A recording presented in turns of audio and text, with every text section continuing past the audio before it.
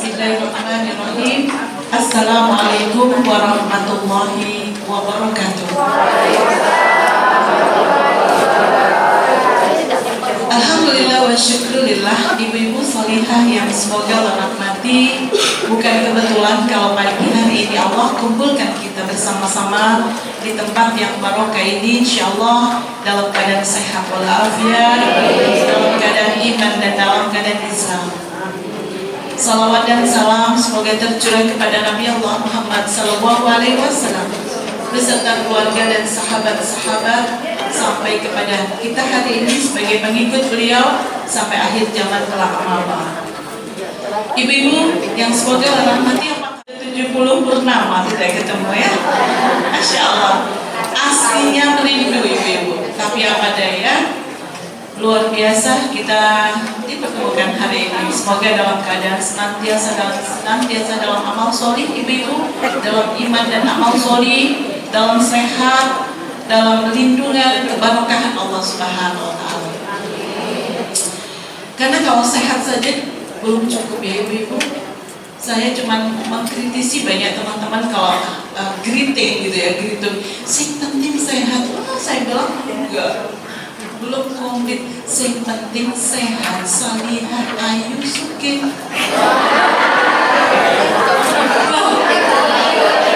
Sing penting sehat, salihah, sugih, ayu. Jadi komplit. Maksudnya begini, kalau jenengan cuma sehat saja tidak salihah, rugi kita itu, gak selamat.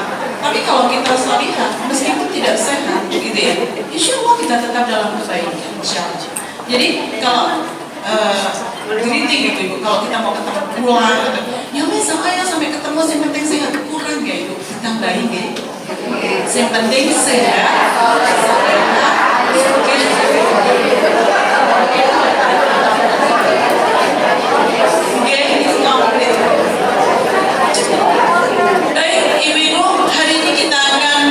berbicara tentang sesuatu yang sebenarnya ini sangat familiar di dunia bisnis, gitu ya.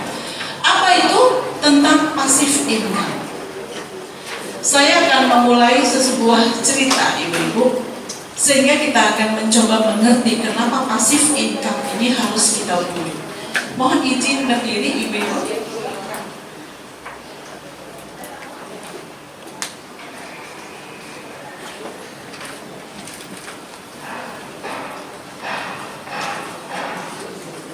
Baik.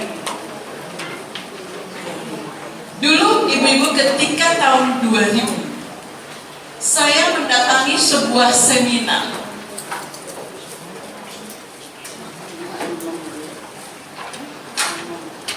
Di mana seminar itu berbicara tentang passive income.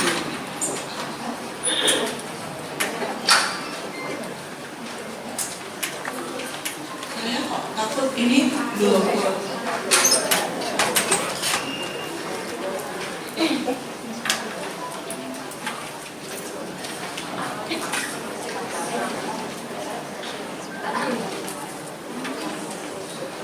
Saya mendatangi sebuah seminar usaha ibu-ibu, di mana bercerita tentang passive income.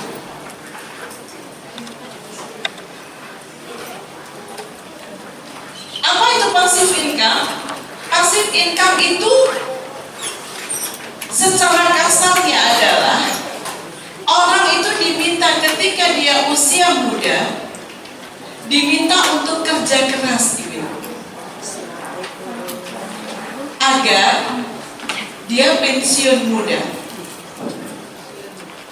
Pensiun muda, kaya raya.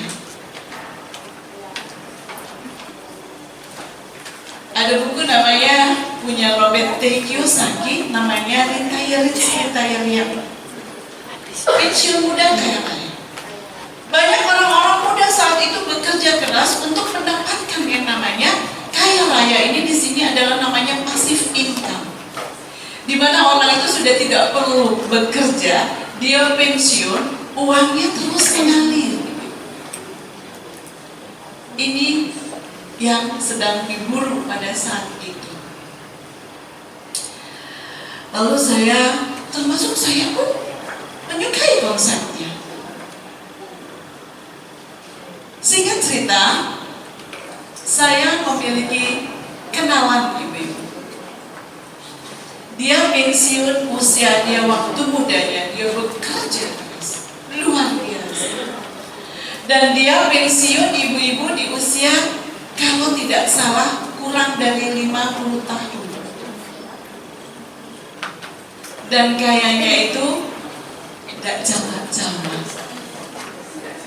Orang ini saking kayanya, uangnya itu di mata uang 4 benua, bukan 4 negara ya. Uangnya sudah nggak ada serinya. Setiap tahun 16 kali dia pergi ke luar negeri jalan-jalan. Setelah itu dia punya namanya pulau sendiri, punya private jet sendiri, punya macam-macam sendiri. Ini orang beneran bu. Jadi di Indonesia saya belum menemukan anak sekaya ini. Singkat cerita, setelah 1 tahun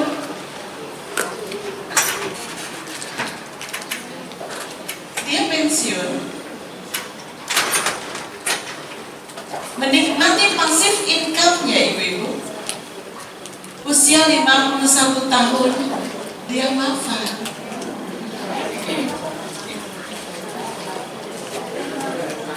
Jenengan bayangno dadi istrinya toh.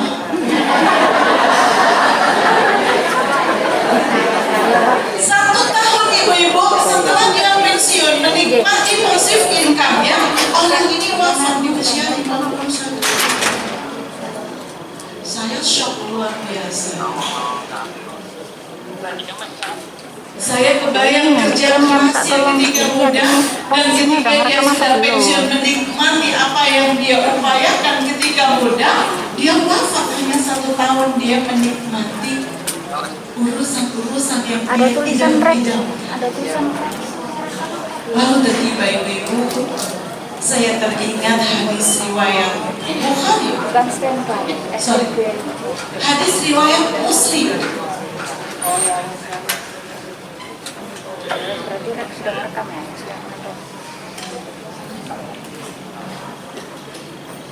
Rasulullah SAW bersabda, tidak akan terputus orang yang sudah meninggal dunia kecuali 3 hal. Apa itu? Nomor 1, amal jariah. Yang nomor 2 apa itu? Ilmu manfaat. Nomor 3 apa ibu? Anak solih yang mendoakan.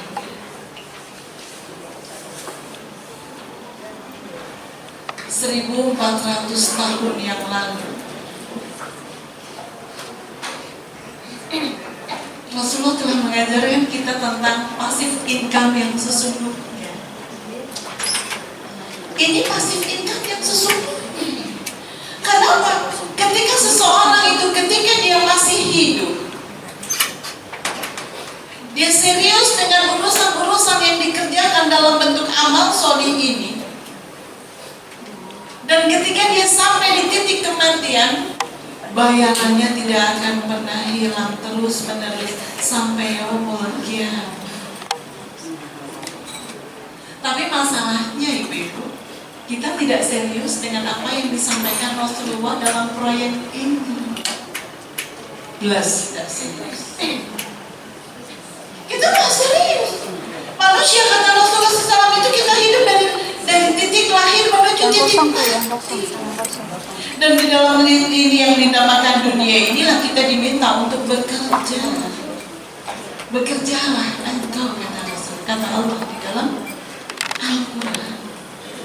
Kita diminta untuk bekerja di dunia ini untuk apa? Untuk dapat passive income. Ketika kita sudah menjadi jenazah ibu-ibu, kita sudah menjadi jenazah, bayaran itu terus mengalir buat kita. Tapi mari kita cek hari ini apa yang kita sibukkan selama ini. Kita sibuk hanya untuk urusan-urusan di sini. Dan dia harus mati dong. Sibuk bekerja untuk dapetin uang, dapetin kedudukan, rumah bagus, mobil bagus, anak-anak sekolah, dan hanya itu. Kita mati-matian bekerja, mati-matian mengejar dunia, sampai kita lupa bahwa kita bisa meninggal dunia. Kita mati-matian ada di urusan titik ini, ibu-ibu, sampai kita lupa untuk urusan-urusan setelah kita ini mati. Padahal di dunia ini kata Rasulullah hidupnya sekitar 60-70 tahun saja. Sedangkan untuk urusan-urusan setelah kehidupan kematian ini kita hidup dalam waktu yang sesungguhnya. Hidup yang sesungguhnya adalah everlasting. Tapi masalah asli kita nggak serius. Coba kita perhatikan banyak orang-orang yang sekarang ini disibukkan dengan pekerjaan yang tidak ada habisnya, tapi kayak keren, Bu. Coba kita perhatikan sekarang orang-orang yang ada di Indonesia sibuk kerja enggak? Sibuk bagaimana caranya bisa menang pilpres. Kita sehingga apa ibu? Apapun yang kita kerjakan di sini berhenti cuma hanya ada di sini saja. Setelah itu kita tidak mendapatkan apa-apa, dan sayangnya kita pun mengajarkan kepada anak-anak sebagaimana yang kita sekarang sibukkan. Apa yang sedang kita sibukkan hari ini? Urus dunia. Ya kalau urus dunia menjadi takmiratul akil, menjadi khalifah Allah ya nggak masalah. Tapi kita sibuk untuk karena selfish, ibu-ibu. Sibuk suki, sibuk perawatan, sibuk sekolah. Kita sibuk di sana. Tidak ada kesempatan kita, tidak ada celah untuk memikirkan kehidupan yang sesungguhnya, dan sibuk mengerjakan proyek ini. Let's check. Mari kita cek hari ini. Amal jariah. Berapa sih yang sudah kita keluarkan untuk jariah kita? Untuk agar ini bisa sampai di kubur kita. Sedikit. Kelitik. Enggak kok Bun, saya 10 juta. Ya gue duwe piro. Makanya kata Gus Depan saja Bu. Ada sedekah kamera. mumpung jin larang. Kenapa? Misalnya saya ini misalkan nih melarat, sama-sama melarat, ini perumpamaan ya Ibu. Saya sama-sama melarat. Saya punya ahadi itu punya uang 100 ribu.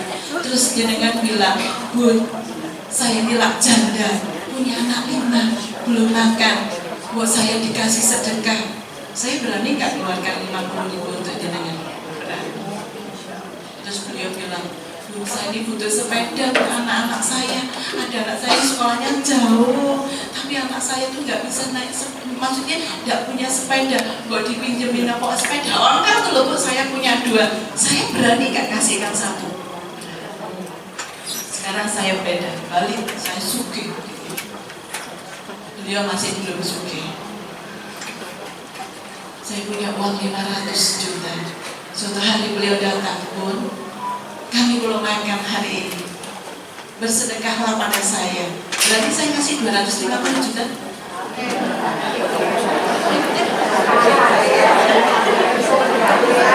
Kebayang maksud saya ibu? Lalu saya punya mobil, saya punya 2 mobil. Terus gak usah yang bagus-bagus. Punya 1 Ayla, 1 namanya kutukannya Alphard. Saya punya kutukannya Alphard. Grenek. Saya kalau naik mobil itu teman-teman saya bilang, ya Allah bunda keren, naik mobil kutukannya Alphard. Jadi kalau naik mobil itu saya kerasa naik Alphard gitu ya. Lalu beliau bilang, Bun, saya tuh kalau nengok anak saya di pondok jauh kehujanan, padahal saya punya anak bayi, bla bla bla bla. Pengen rasanya punya mobil, Bun. Ada saya mau kasih 1 ibu. Makanya kata Gus Bang, kalau pas saya lagi melarat, mas. Masalahnya kita ini sudah tidak melarat. Berapa sedekah kita? Aslinya kita ini bakhil, ibu. Padahal untuk urusan amal jariah ini, ibu-ibu, adalah sesuatu yang kita butuhkan di sini. Sampai di mana? Sampai di masyhad. Bukan hanya di kubur.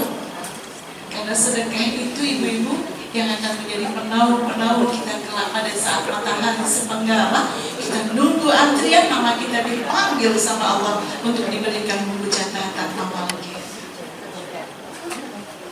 Tapi kita nggak serius dengan ini, gelitik. Kenapa saya bilang gelitik? Mari kita tengok. Untuk urusan perang di Palestina, berapa yang sudah kita kirimkan? Berapa? Sedikit. Status itu keren-keren. Kita ini kan kalau bikin status mah keren, ibu-ibu gitu ya. Statusnya bilang begini, hidup itu hanya untuk menunggu waktu sholat. Iya, mau sholatnya bolak-balik sase-sase. Saya orang-orang, saya balas WA, saya bayar online shop. Ada lagi bilang, doa itu seperti kayuhan sepeda. Iya, ada lagi, Allah dulu, Allah lagi, Allah terus. Bagus-bagus, mah kalau urusan status, kalau amal tunggu dulu. Untuk urusan Gaza, berapa yang sudah jenengan kirim? Apa yang jenengan kasih untuk perang ini? Ini bukan masalah urusan apa, tapi urusan di mana kita berpihak. Ini pertanyaan. Kalau kita serius, makanya ini sudah diomongkan sama Rasulullah, sudah dibocorkan 1400 tahun yang lalu. Kalau Robert T. Kiyosaki tahun 2000, ini sudah 1400 tahun yang lalu, tapi kita nggak serius. Makanya kata Quran, dunia ini cuma sendal gurau dan permainan, tapi kalian cius banget ngerjainnya. Cius. Tapi kalau untuk urusan tanah di negeri akhirat, kita main-main. Dan ini masalahnya kita ajarkan sama anak-anak, ibu-ibu. Mau sadar tidak sadar, kita ngajari mereka berburu dunia. Saya pernah kuliah sama seorang sahabat, ibu-ibu. Dia tinggal di Australia. Ketika anaknya menghafalkan Quran di Indonesia kelas 5 SD, dia katakan, "San, sesungguhnya untuk urusan rezekimu dan rezeki Dedi ini sudah ada takarannya. Tidak usah kami khawatirkan. Kita tahu itu. Tapi untuk urusan tanahmu di surga demi Allah, Dedi tidak bisa mewariskan barang sepetak untukmu. Kau harus berburunya sendiri." Ada kita bicara itu pada mereka, pada anak-anak kita. Kita cuma bilang, gimana sekolahnya, ranking berapa, juara berapa, lulus sama tidak. Gimana kelamar di perusahaan ini, progresnya gimana, begitu diterima, di mana kamu ditempatkan, jabatannya apa, gajinya piro, that's it. Kita tidak pernah membicarakan negeri akhirat, di mana kita akan tinggal selamanya. Nah, ini yang dikatakan Rasulullah SAW, ini adalah sesuatu yang dikabarkan pada kita, tapi kita tidak serius mengerjakannya. Seriusnya. Saya mau tunjukkan kepada jenengan betapa tidak seriusnya saya terhadap urusan-urusan yang penting ini. Ketika perang Tabuk, ibu-ibu, tahun 9 Hijriah, 1 bulan sebelum Ramadan, Rasulullah SAW itu berkata, keluar dan memberikan pengumuman, barang siapa yang pergi perang Tabuk akan membiayai perang Tabuk. Tabuk dan Madinah ini sekarang ada ini Tabuk ke Madinah, ini ibu-ibu, ini 800 kilo. Dan itu sedang musim panas, paceklik. Dan Rasulullah mengatakan, barang siapa yang ikut perang Tabuk, jazaul usrah, aku jamin surga balasannya. Dan para sahabat itu, ibu-ibu, kalau diiming-imingi surga itu, Masya Allah, bangkit, ibu-ibu. Gak kayak saya. Ada hadis Rasulullah, perintahnya Rasulullah yang sampai sekarang ini berlaku, yang ada hubungannya dengan surga. Apa kata Rasulullah? Fi la taqtab walakal jannah. Fi, jangan marah, niscaya surga kau dapatkan. Bolak-balik cucu-cucu, nggak ngefek dikasih surga. Saya loh ya, ada itu. Tapi para sahabat itu katanya, tabung atau membiayainya, aku jamin balasannya surga. Jangan tahu, ibu-ibu, datang Umar bin Khattab. Umar berkata, hari ini aku akan mengalahkan Abu Bakar untuk urusan kebaikan. Umar, dia mendatangi Rasulullah dengan membawa banyak sekali sedekahnya. Dia banyak jariahnya, dia banyak sumbangannya untuk perang. Sampai Rasulullah SAW berkata, ya Umar, banyak sekali yang engkau berikan. Apa yang kau tinggalkan untuk keluargamu? Kata Umar, separuh aku tinggalkan di rumah, ya Rasulullah, untuk keluargamu. Mari kita hitung separuhnya. Kalau Umar itu punya dinar, punya dirham, punya onta, punya domba, punya kebun kurma, punya sumur, punya emas, punya usaha yang lain, ibu-ibu. Misalkan ini 10 triliun diberikan kepada Rasulullah itu 5 triliun. Tuman sekarang di sini. Lalu datang Abu Bakar As-Siddiq. Abu Bakar, Rasulullah bilang, ya Abu Bakar, banyak sekali yang engkau berikan untuk perang ini. Apa yang kau tinggalkan di rumah? Kata Abu Bakar, aku tinggalkan Allah dan Rasulnya, ya Rasulullah.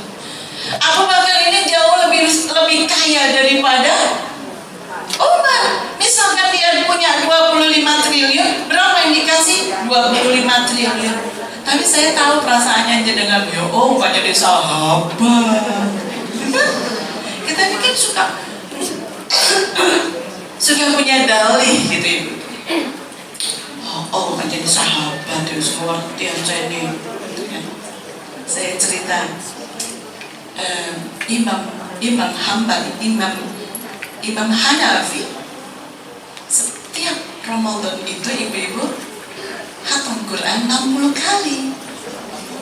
Lalu teman-teman saya bilang, yo mesti ae wong Imam Hambali, Imam Syafi'i gitu ya. Yo mesti ae. Lalu saya cerita, itu kan zaman dulu, tapi zaman sekarang ada loh ibunya Bu Ainun itu usia 93 tahun. Setiap hari itu khatam Quran 5 hari. Setiap 5 hari khatam Quran. Kalau Ramadan khusus, setiap Ramadan dia 3 hari sekali khatam Quran. Apa kata teman saya? Oh mbak, habis tuwek. Ada dalih. Kan gak masalah, itu sekolah, gak nyambung kan? Ada. Tapi saya bilang sama mereka, coba aja kamu setua dia 93 tahun tidak pernah baca Quran, begitu 93 tahun mau baca lagi gini,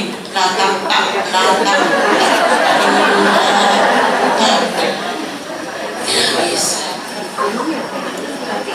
Kita suka berdalih untuk urusan kebaikan itu pointer banget. Makanya kita ini pintarnya cuma bikin status. Ini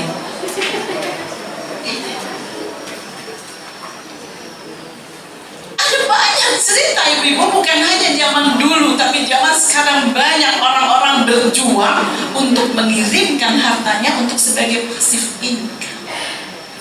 Apa kabar kita? Sudahkah kita serius ibu-ibu untuk setiap hari kita menyisihkan jariah kita untuk apa? Agar dia bisa menjadi passive income kita. Tidak harus banyak, tapi terbaik. Apa yang kata Rasulullah SAW di hadis Bukhari Muslim? Belum beriman di antara kalian sebelum kalian mencintai saudara kalian sebagaimana kalian mencintai diri kalian sendiri. Di surat Ali Imran 92 dikatakan, kamu pikir kamu mau masuk surga, kata Allah, sebelum kalian menginfakkan harta kalian yang terbaik.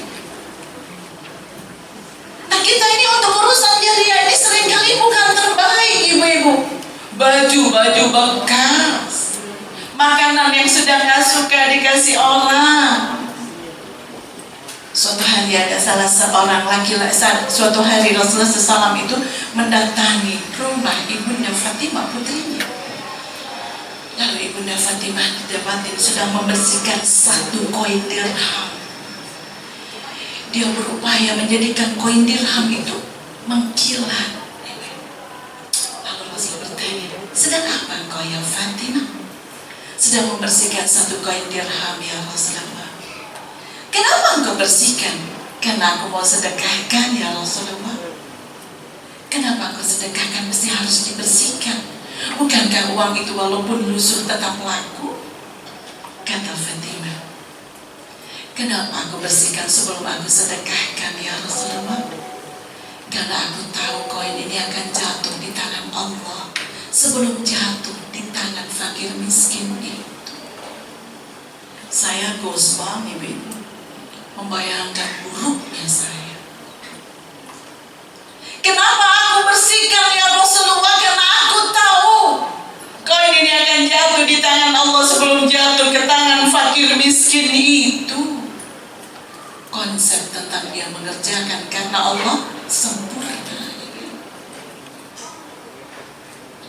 Kebayang saya punya uang 2.000-an kenceng baru sama 2.000-an yang sudah lusuh, di lampu merah ada yang minta-minta, mana yang dikasih? Bukan saya loh yang ngomong, walaupun saya juga lakukan itu. Masya Allah. Suatu hari saya bertanya sama Ustaz Agung Cahyadi, emang gak boleh tak Ustaz kita ini bersedekah baju bekas? Boleh Bu Evi. Kalau Bu Evi bersedekah 10 baju bekas, pastikan 2 yang baru sebagai pengantar yang bekas itu. Oh, kalau saya nggak punya ngeyel, muridnya ngeyel kan? Kalau saya nggak punya baru gimana Ustaz?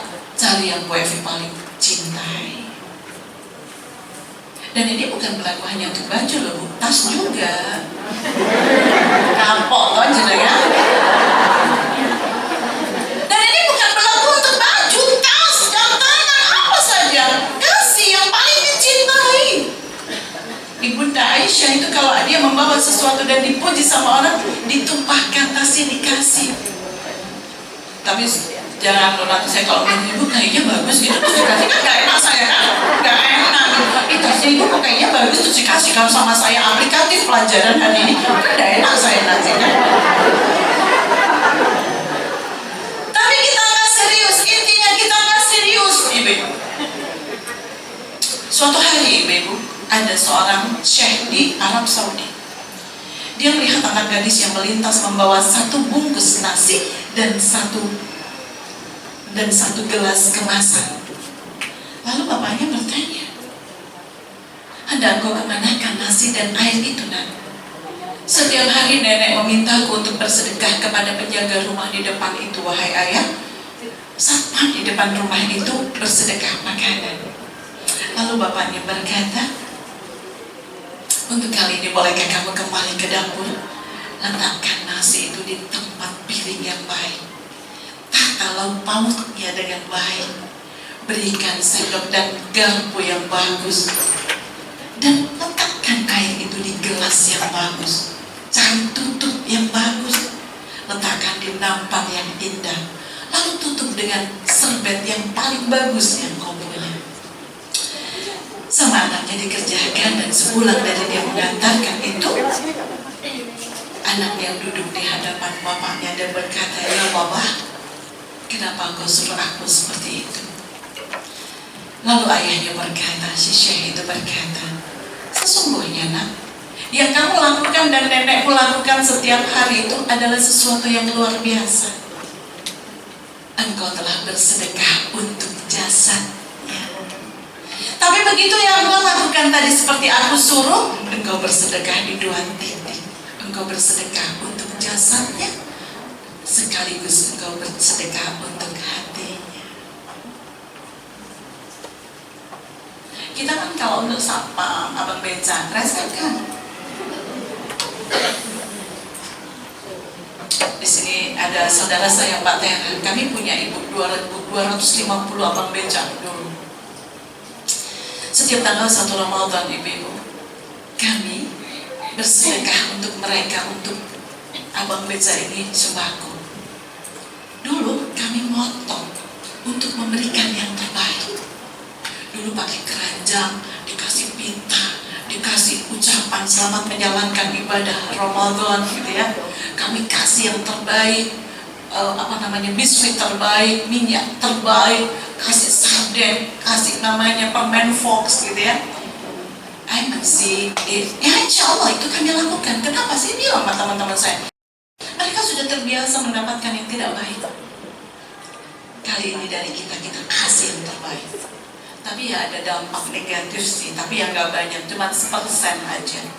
Suatu hari saya datang ke rumahnya Pak Madun. Pak Madun ini kepala pangkalan sampah ini. Untuk keperluan sesuatu saya datang ke rumahnya, duduk di pojokan itu ada meja. Ternyata parsel itu ada di sana sampai tahun yang lalu. Saya bilang, niki parsel saya tunggal tahun kepungkur toh Pak. Oke, Bu Evi, kula panjani boten damel emat-emat. Kula damel petetan. Petetan itu, tapi itu cuma Pak Madun aja. Masya Allah. Inilah kita Ibu, kita tidak serius, tidak serius mengelola, menjadikan ini proyek serius agar kita mendapatkan bayaran sampai ketika kita mati. Kita ini cuma membayangkan nek pensiun itu enak-enak ngomong cucu. Jangan Bu, jangan dengan pensiun ngomong cucu cepat mati. Harus tetap berkarya, berdaya, serius. Makanya saya katakan bahwa ini adalah proyek yang harus sama-sama di ruangan ini harus jenengan pikirkan berapa amal jariah yang jenengan kirimkan agar dia menjadi penaung-penaung kelak yaumul qiyamah. Kalau untuk urusan ada satu hadis riwayat, para sahabat itu bertanya kepada Rasulullah, ya Rasulullah, siapa pemuda-pemuda itu? Kemana-mana dia dinaungi awan, dia tidak keluar keringat sedikit pun. Sedangkan banyak orang pada saat itu di mahsyar itu Ibu, matahari sepenggala, ada yang keringatnya di mata kakinya, ada yang di dengkulnya, ada yang di dadanya, ada yang timbul tenggelam masing-masing. Sedangkan pemuda-pemuda itu kemana-mana dinaungi awan, tidak ada setetes pun keringat yang keluar dari tubuhnya. Lalu para sahabat bertanya, ya Rasulullah, siapa pemuda itu?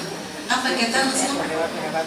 Dulu yang ketika masih mudanya, hatinya tertahu dengan masjid dan Quran. Saya tidak ngejasnya dengan tidak tertahu dengan masjid dan Quran, tapi saya berbicara rata-rata banyak orang-orang mulai tertarik dengan Quran dan masjid setelah usianya bukan muda lagi. Terus begitu sudah tertahu dengan Quran, sombongnya Masya Allah. Sombong Masya Allah, sombong always. Lihat orang lain begini.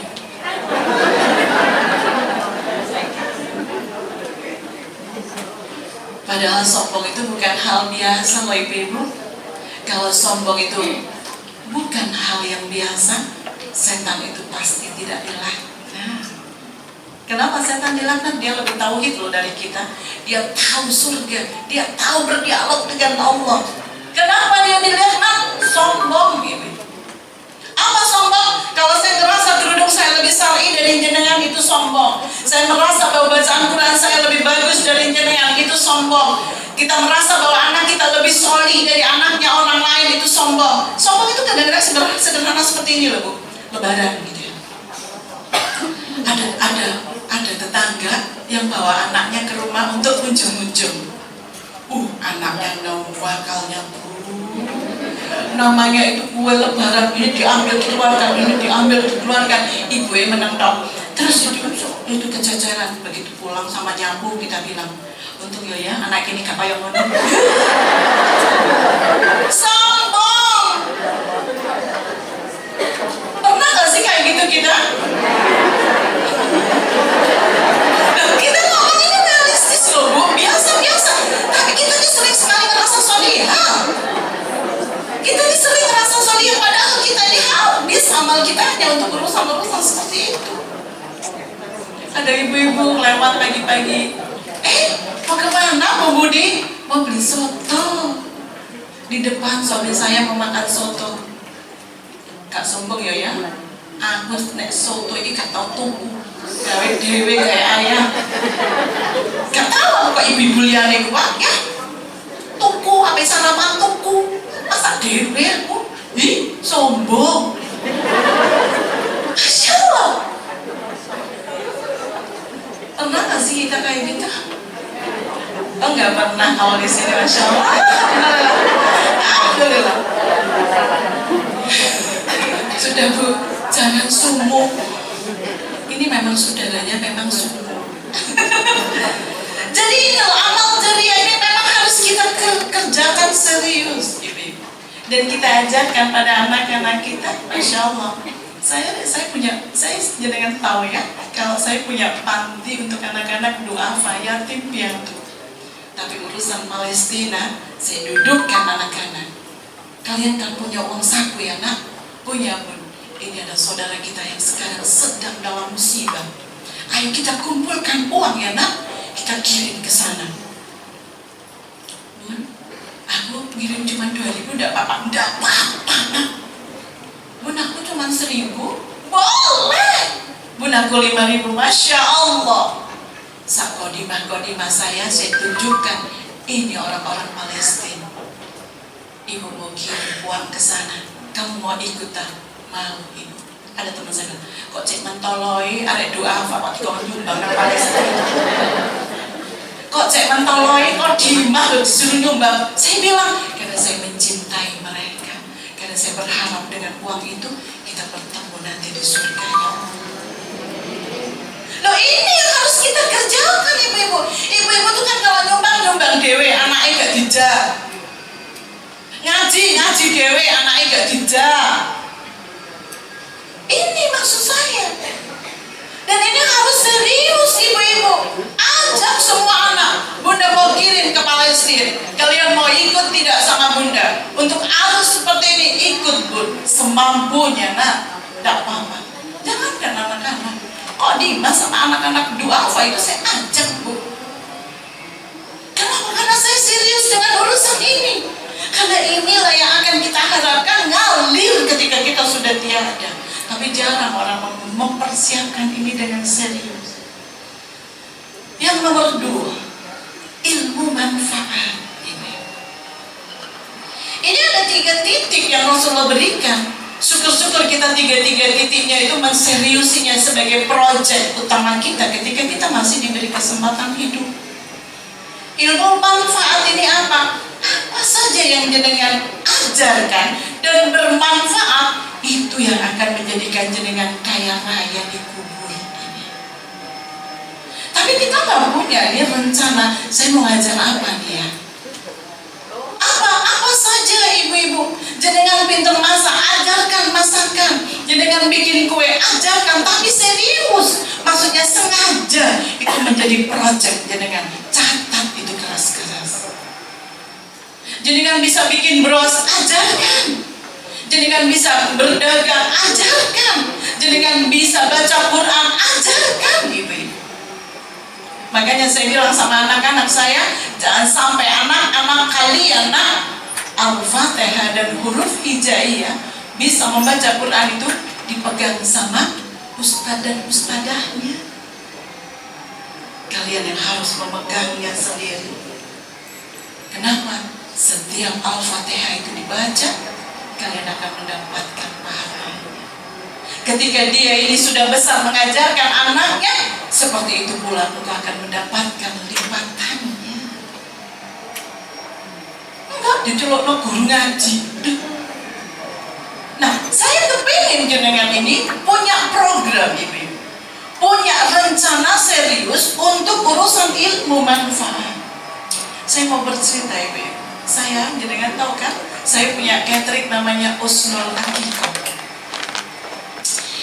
Saya mendapatkan resep untuk bikin gulai ini ibu-ibu itu dari seseorang yang dulu saya belajar serius sama dia. Ketika saya dulu masih di Surabaya, masih bekerja, saya punya langganan catering namanya Solo Catering. Dulu lebih keren daripada Sona Kembang dulu ibu.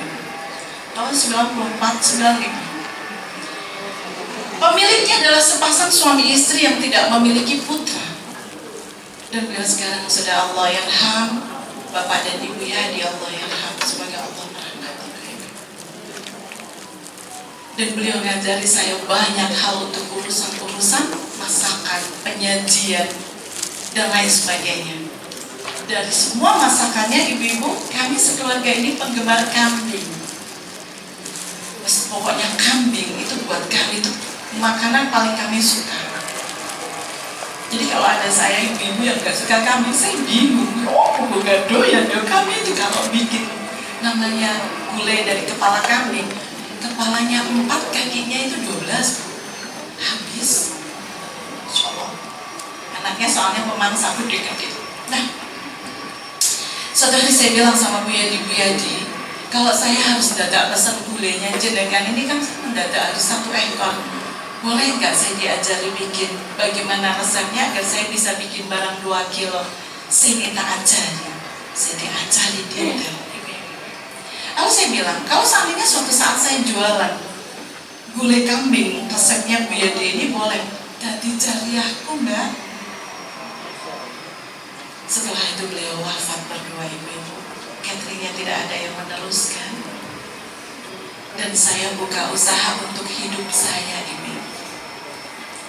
Saya buka akikoh siap saji dan resepnya dari beliau yang dulu ajarkan. Jenengan bisa bayangkan Bu Yadi, beliau ada di kubur, sudah tidak bisa apa-apa lagi. 1 ekor kambing dimakan untuk 100 orang ibu. Kalau saya menyembelih setiap hari itu rata-rata 10 ekor, ada berapa orang yang dikasih makan dari resep? Ada 1000 orang. Orang ini kaya raya ibu-ibu di sini. Kaya raya. Belum lagi ketika saya memasak, saya bilang, Robbi, alirkan semua kebaikan yang aku kerjakan ini kepada beliau. Ini ilmu manfaat barokah. Tapi saya kepengen ngajak jenengan hari ini, jenengan memikirkan, tulis di buku tulisan apa yang jenengan rencanakan untuk ilmu manfaat. Karena untuk mendapatkan passive income ini bukan hanya urusan materi, bukan kita ngasih baju, ngasih tas, ngasih uang, ngirim ke Palestina, bukan. Tapi ilmu manfaat itu adalah bagian terpenting dari untuk mendapatkan passive income. Ini passive income yang sesungguhnya. Saya melihat saudara ibu bikin kue enak banget gitu. Suatu saat saya bilang, Dek, ini resepnya apa ya? Kok enak banget kuenya? Apa dia bilang? Aku itu gak jualan resep Pak, jualan kue. Kebayang? Lalu saya ada salah seorang ibu-ibu, dia punya store, punya apa namanya, toko baju. Ya Allah, tokonya bagus-bagus kainnya, bajunya bagus-bagus, update modelnya, bahannya bagus, tapi dia jual murah sekali ibu-ibu. Lalu ada tetangganya juga jualan baju, bertanya, jenengan kok bisa ya jual baju sebagus ini dengan harga yang sangat murah? Jenengan pulaan di mana? Rahasia perusahaan. Ada kayak gitu? Haram hukumnya ibu. Haram. Di dalam fikih haram menyembunyikan kebaikan. Tidak boleh. Ajarkan. Oh, ada banyak teman saya, Bunda ajari bikin gulai ya. Begitu dengar materi ini, ya tak ajari, begitu tak ajari. Terus Mbak aku tuh aja.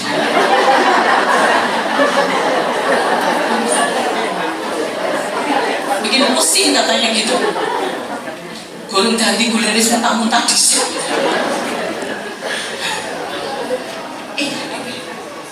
Nah, pertanyaannya, jenengan ini punya rencana mau ngajar apa? Ngajar masak? Ngajar bikin kue? Kalau jenengan, saya yakin jenengan semua ini pinter ngaji. Ajarkan ngaji di komplek-komplek jenengan untuk kodimah-kodimah yang belum bisa ngaji. Datengin rumah-rumahnya tetangga jenengan, kodimahnya datengin. Dulu bisa ngaji Mbak, gitu ya. Kok ya, ajaran gini, saya sama Ustazah mau? Tidak usah banyak-banyak, 2 orang saja cukup untuk sang mati.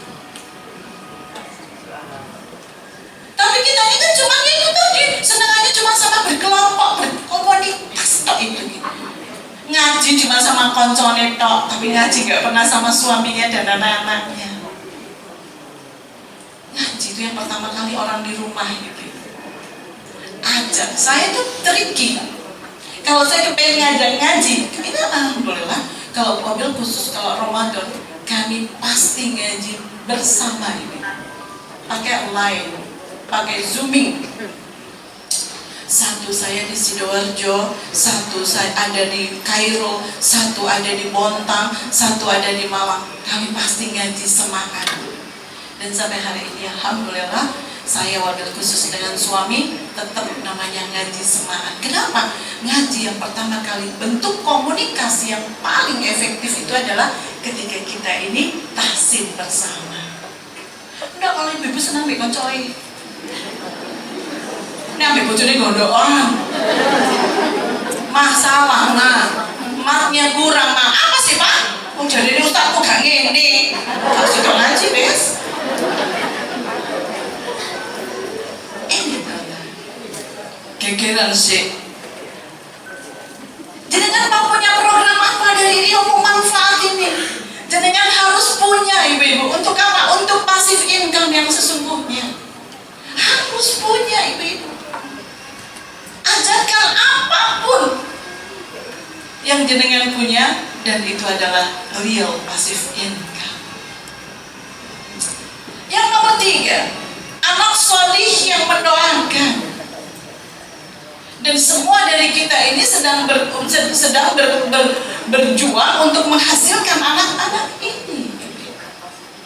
Tapi masalahnya kita tidak bisa konsentrasi di satu titik ini. Kenapa? Karena ini belum tentu jadi. Kita yakin semua anak kita jadi soleh? Enggak, ibu. Karena di Quran sendiri dikabarkan bahwa anak itu bisa menjadi apa? Bisa menjadi persiasan, bisa menjadi ujian, bisa menjadi musuh, dan bisa menjadi anak soleh. Nabi Yakub alaihissalam kurang soleh kayak apa? 10 anak yang betul-betul menguji dirinya. Kenapa Nabi Yakub itu buta ketika dikabarkan bahwa Nabi Yusuf itu wafat, hilang, dimakan serigala? Kenapa nangis? Bukan karena kehilangan Yusuf, ibu, tapi dia sedih karena apa? Karena perilaku anaknya. Karena dia tahu persis gak ada serigala di gurun. Dia tahu persis bahwa itu bukan darah dari Yusuf bajunya. Masya Allah. Jadi kita jangan konsentrasi, nggak apa-apa, aku nggak usah ini, saya konsentrasi di sini, nggak bisa. Jadi kan harus punya cadangan di sini, karena bisa jadi, naudzubillahi min dzalik, ini tidak jadi. Tapi konsentrasi kita menjadikan anak-anak kita soleh adalah sebuah prioritas yang luar biasa. Tapi caranya bagaimana agar anak-anak kita soleh? Kita dulu soleh.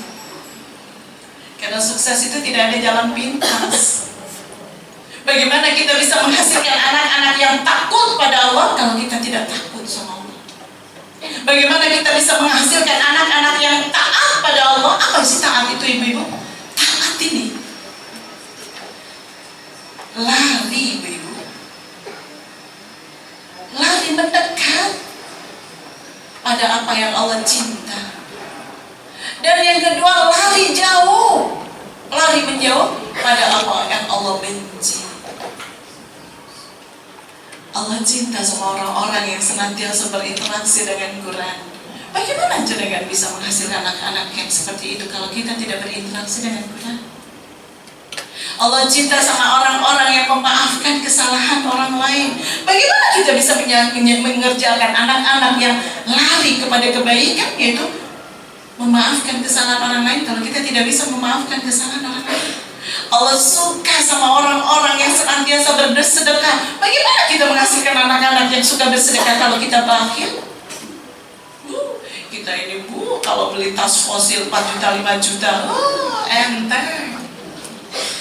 Tapi giliran sedekah, ada putaran sedekah di sini, ada putaran gitu pakai kaleng gitu ya, 5.000 dilepok nonong gini. Dalilnya supaya tangan kanan sama tangan kiri nggak kelihatan.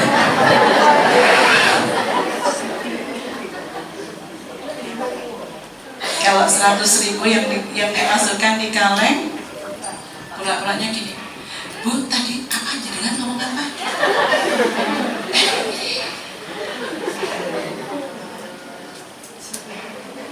Belum lagi kalau sedekah itu ada campur-campur riak, Masya Allah. Dan gimana nggak riak? Misalkan dalam satu ruangan ini kita sedang galang dana untuk Palestina gitu, dicatat samanya dengan Bu Hesti 100.000, Bu Mila 300.000, Bu Bambang 500, Bu ini 1 juta, terus Bunda Evi 25 juta, misal. Terus jenengan bilang, Masya Allah Ustazah, jenengan ini Masya Allah gitu. Halah Bu, omek sedikit. Terus sampai di rumah bilang, Nadia, kita lagi ada sedekah semua untuk itu, saweran untuk Palestina. Ya biasalah ibu-ibu ya 500, 300 gitu. Jadi ibu panitia sampai heran ketika Bunda naruh 25 juta. Halo ibu-ibu. Halo ibu-ibu. Setan itu nggak mau Bu kalau kita berbuat baik. Setan itu nggak mau, tapi jangan terus dolin sama setan. Kalau kita terus rasa-rasa wah jadi setan gitu. Katanya dia, setan itu terdiri dari jin dan manusia, katanya gitu. Kita suka sekali males apa setan gitu ya, rasa-rasaan setan, ngamuk setan, katanya setan, gue lagi gitu ya. Mana aku lu gak ngapa-ngapain lo wong iki gitu ya. Bencet wong iki. Ini ibu-ibu. Ini kita ini anak soleh itu harus diupayakan, tapi masalahnya untuk menjadikan anak soleh kita dulu solihah. Bagaimana kita bisa menjadikan kecintaan kita kepada Allah itu kita dulu yang kita kerjakan. Allah cinta sama orang-orang yang dekat dengan Quran. Allah cinta sama orang-orang yang sabar. Allah cinta sama orang-orang yang memaafkan. Allah cinta sama orang-orang yang menjadikan sholat malam. Sudah kita kerjakan tidak? Berlari tidak kita ibu-ibu? Dan kita yang kedua apa? Taat itu lari menjauh dari yang Allah benci. Allah benci sama orang-orang yang membicarakan keburukan orang lain.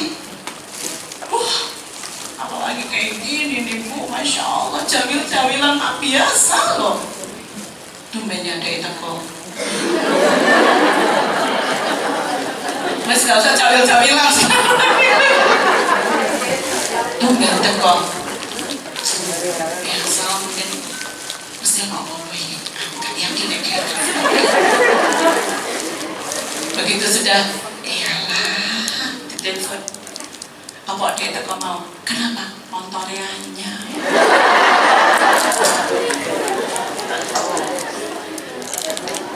Udah dengar gak sih kabar? Apa? Nggak enak nanti takut gibah. Jenengan sama saya sudah kayak saudara, Mbak Tera, Masya Allah. Kayak dulu. Kalau untuk urusan-urusan yang kita bisa bikin ibrah, kenapa tidak? Ini kita jadi untuk menjadikan anak soli yang mendoakan ini bukan perkara mudah pula, ibu-ibu. Diperlukan ilmu yang banyak untuk bisa membangunnya. Kata Ustaz Abdul Qadir Baraja, suatu saat saya ikut ceramahnya beliau, kalau seorang insinyur membangun rumah, dia tidak punya ilmunya, rumah itu akan roboh dan risikonya orang di dalam rumah itu mati. Kalau seorang insinyur membangun jembatan Suramadu tidak punya ilmunya, atau dia menjadi orang-orang yang tidak mengabaikan segala sesuatu yang sudah dia ketahui, resikonya ketika orang-orang di Surabaya, orang-orang Madura yang torak akan mati.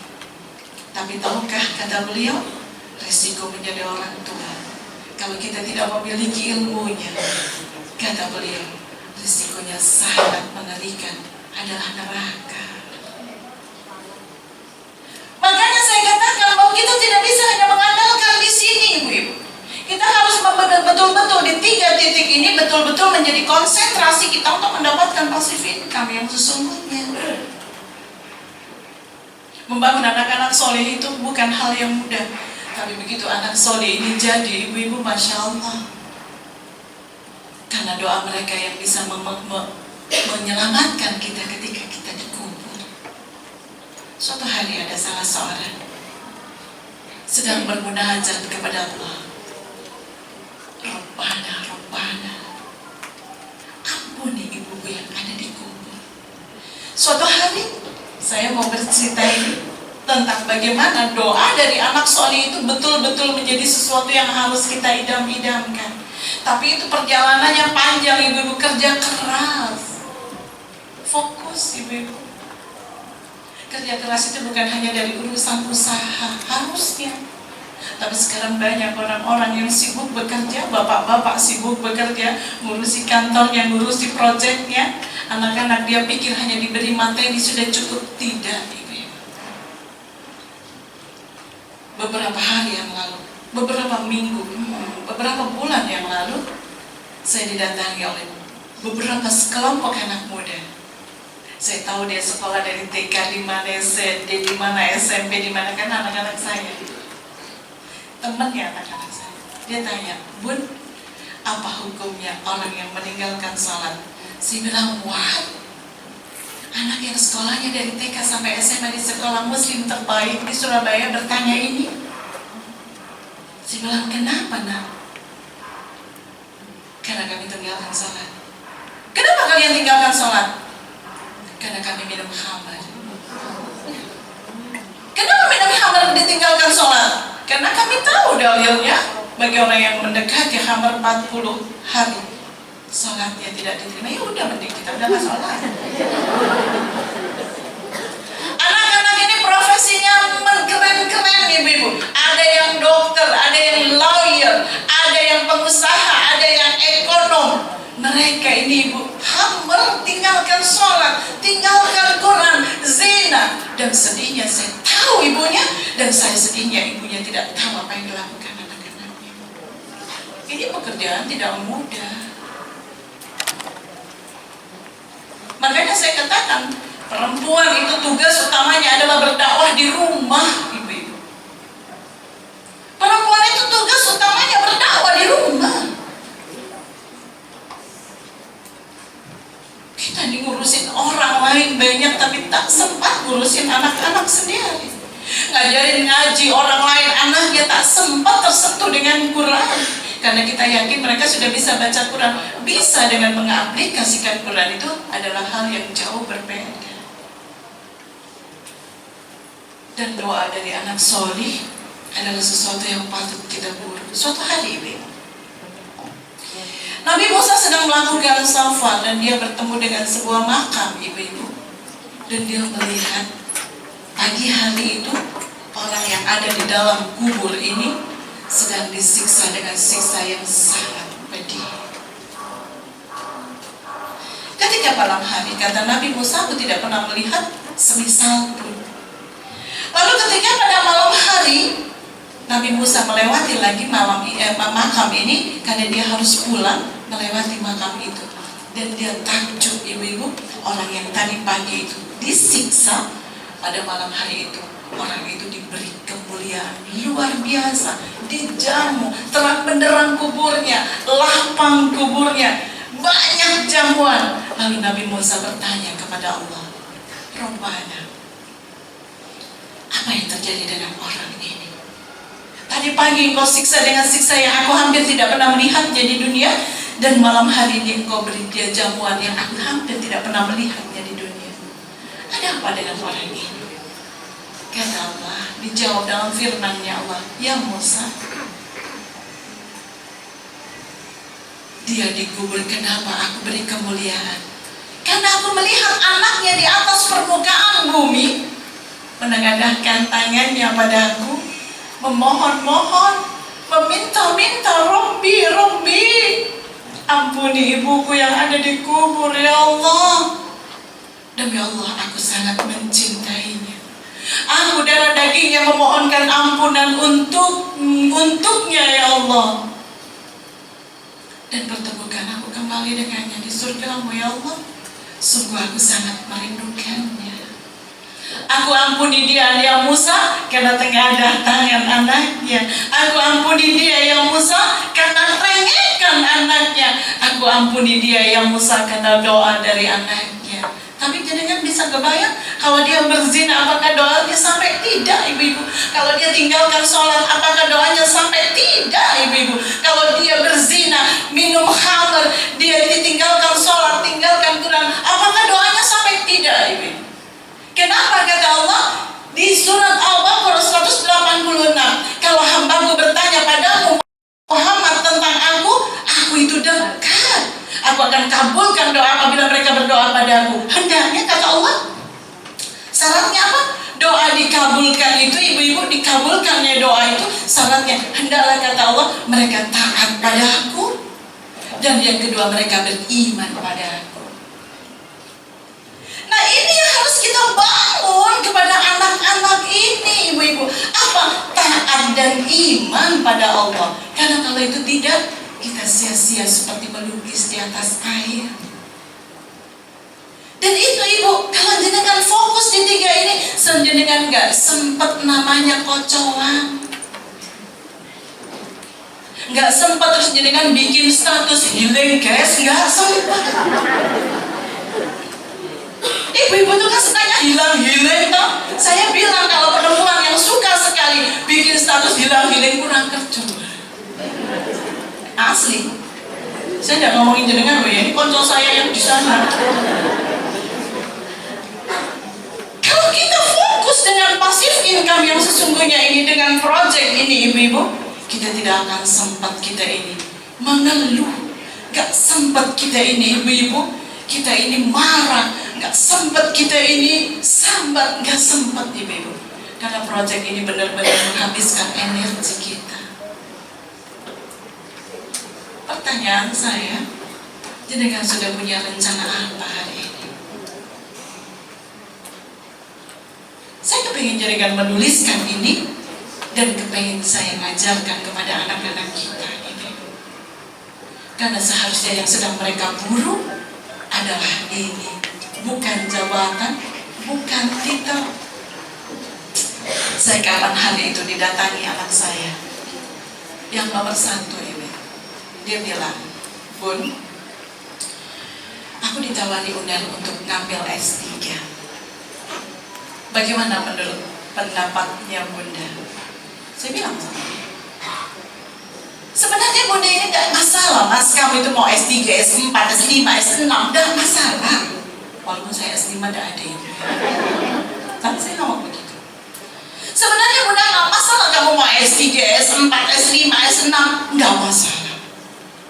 Tapi Bunda cuma kepingin mengingatkan engkau dimanapun kamu belajar, jadikan ilmu itu, pastikan dengan ilmu itu kamu tiba di surga.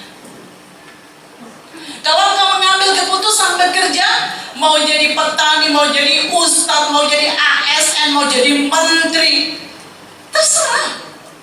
Tapi pastikan pilihan pekerjaanmu itu yang menjadikan engkau tiba di surga.